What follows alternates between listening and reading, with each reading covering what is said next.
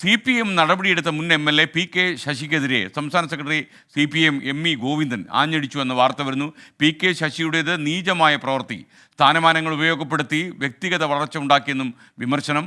പാലക്കാട് ഒറ്റപ്പാലം മേഖലാ റിപ്പോർട്ടിംഗ് യോഗത്തിലാണ് പരാമർശം ഉണ്ടായത്. നിഖിൽ പ്രമേഷ് പാലക്കാട് നിന്ന്. നിഖിൽ, വിശദാംശങ്ങൾ.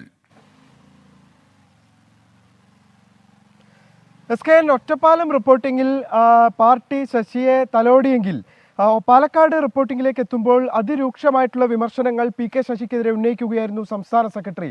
ഇതിൽ നിന്ന് വായിച്ചെടുക്കേണ്ടത് ശശിയുടെ മേഖല ഉൾപ്പെടുന്ന, അതായത് ശശി പ്രവർത്തിക്കുന്ന അദ്ദേഹത്തിന്റെ പ്രവർത്തന മണ്ഡലം ഉൾപ്പെടുന്ന മേഖലയിൽ നിന്നുള്ള ആളുകൾ പങ്കെടുത്ത യോഗത്തിൽ അത്ര രൂക്ഷമായ വിമർശനങ്ങൾ PK ശശിക്കെതിരെ ഉന്നയിച്ചിരുന്നില്ല. ആ ഘട്ടത്തിൽ അദ്ദേഹം പാർട്ടിക്ക് വേണ്ടി ഒരുപാട് പ്രവർത്തനങ്ങൾ നടത്തിയ ആളുകളാണ്. എന്നിരിക്കെ പോലും ഒരു തിരുത്തൽ നടപടിയുടെ ഭാഗമായാണ് ഈ തരം താഴ്ത്തൽ എന്ന് വിശദീകരിക്കുമ്പോൾ പാലക്കാട് മേഖലാ റിപ്പോർട്ടിംഗിലേക്ക് എത്തുമ്പോൾ അതിരൂക്ഷമായിട്ടുള്ള വിമർശനങ്ങൾ തന്നെയാണ് PK ശശിക്കെതിരെ ഉന്നയിക്കപ്പെടുന്നത്.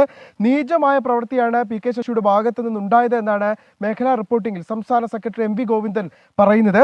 സ്ഥാനമാനങ്ങൾ ഉപയോഗപ്പെടുത്തി അദ്ദേഹം വ്യക്തിഗത വളർച്ചയുണ്ടാക്കി, ജില്ലാ സെക്രട്ടറിയെ വ്യാജ കേസിൽ കുടുക്കി പരാതിയിൽ ഉൾപ്പെടുത്താനും PK ശശി ശ്രമിച്ചു എന്നും അദ്ദേഹം പറയുന്നു.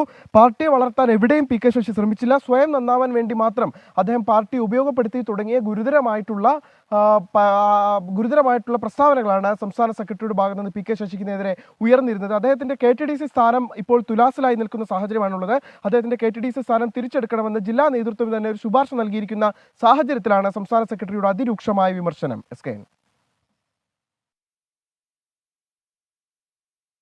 Thank you, Balra. Thank you, Nikhil Pramesh.